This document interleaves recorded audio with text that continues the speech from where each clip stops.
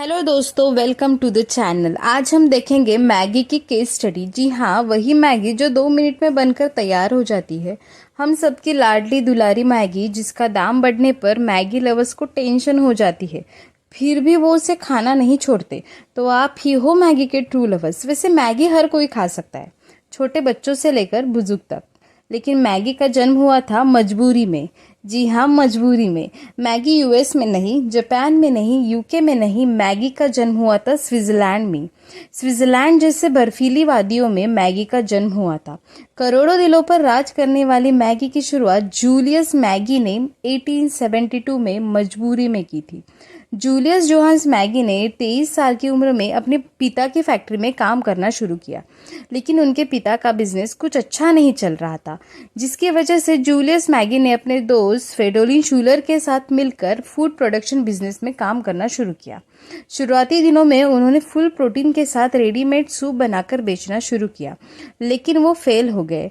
फिर Julius Maggi ने ready to use food product बनाने का सोचा। उस समय स्विट्जरलैंड में इंडस्ट्रियल रिवॉल्यूशन चल रहा था। उस समय घर के पुरुषों के साथ महिलाएं भी काम पर जाती थी। उनके पास खाना बनाने के लिए समय नहीं बचता था। इसी परेशानी को हल करने के लिए स्विस गवर्नमेंट ने जूलियस मैगी की सहायता लेकर कुछ ऐसा फूड प्रोडक्ट बनाने का सोचा जिसको बनाने में कम वक्त लगता हो, वो टेस्टी भी हो और प्रोटीन से भरपूर भी हो। फिर जूलियस मैगी ने रेडी टू यूज सूप बनाकर बेचना शुरू किया।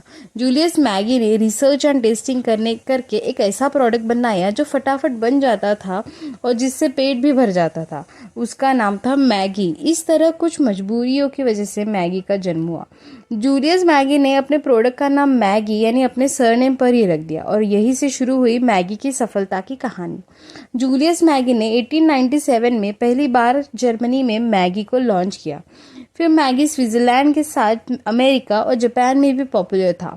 मैगी 1912 तक तो बहुत बड़ा ब्रांड बन चुका था, लेकिन 1912 में जूलियस मैगी का निधन हो गया। इसी कारण जूलियस मैगी की कंपनी पर भी असर पड़ा। कई सालों तक मैगी धीरे धीरे चलता रहा। मैगी टेस्ट में तो अच्छा था ही, लेकिन मार्केटिंग ना होने के कारण मैगी की ग्रोथ रुक गई थी। तभी नेस्ले ने मैगी को खरीदा और मैगी की किस्मत बदल गई। नेस्ले ने मार्केटिंग स्ट्रैटेजी ने मैगी को हर घर पहुंचाया। तब भारत में मैगी आया नहीं था। नेस्ले ने 1984 में मैगी को भारत में लॉन्च किया। नेस्ले कंपनी ने कभी यह नहीं सोचा था कि मैगी भारत में इतना ज़्यादा पॉपुलर होगा, क्योंकि भारत में पारंपरिक फूड को लोग ज़्यादा प्रेफर करते थे। 1997 तक मैगी भारत के लोगों को पसंद आया, लेकिन मैगी नूडल्स को बनाने का तरीका 1997 में बदल दिया, जिसने भारतीयों को मैगी का नया स्वाद पसंद नहीं आया और 2 सालों तक फिर भारत में मैगी को नापसंद किया। इन 1999 मैगी फिर से अपने पुराने नूडल्स बनाने के तरीके पर आ गई और तब से मैगी का क्रेज़ धीरे धीरे बढ़ने लगा। मैगी पॉपुलर हो गई। मैगी के ज़्यादातर कंज्यूमर्स यंग एज लोग थे और स्कूल जाने वाले बच्चे। मैगी बूम पर था, अपने कॉम्पिटिटर्स से कई आगे निकल चुका था मैगी। लेकिन मई 2015 में उत्तर प्रदेश में मैगी के सैंपल में तय मात्रा से अधिक लेड पाने जाने के बाद मैगी पर बैन लग गया। उत्तर प्रदेश के साथ कई राज्यों में धीरे धीरे मैगी बैन लगाई।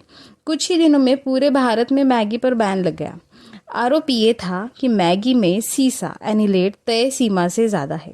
गोरखपुर लैब रिपोर्ट के द्वारा ये बताया गया कि मैगी ने जो सीमा क्लेम किया है उससे 1000 गुना ज़्यादा लेड की मात्रा ज़्यादा है। और मैगी की पेरेंट कंपनी नेस्ले ने पैकेजिंग पर नो एडेड एमएसजी का लेबल लगाकर गुमराह किया है। नेस्ले पर भी ये भी आरोप लगा कि Maggi oats masala noodles with test maker की बिक्री बिना मंजूरी से की जा रही है। फिर मैगी के पास कोई ऑप्शन नहीं बचा और मैगी को अपना सारा स्टॉक मार्केट से वापस बुलाना पड़ा। 38,000 टन्स मैगी नूडल्स को वापस बुलाकर उसे डिस्ट्रॉय करना पड़ा, जिससे मैगी को 320 करोड़ का नुकसान हुआ और मैगी के शेयर्स इंडियन मार्केट में 80% से 0 तक पहुंच गए। 5 महीने बाद यानी नवंबर 2015 में मैगी ने कमबैक किया with the slogan we miss you too. पर तब भी बैन हटा नहीं था।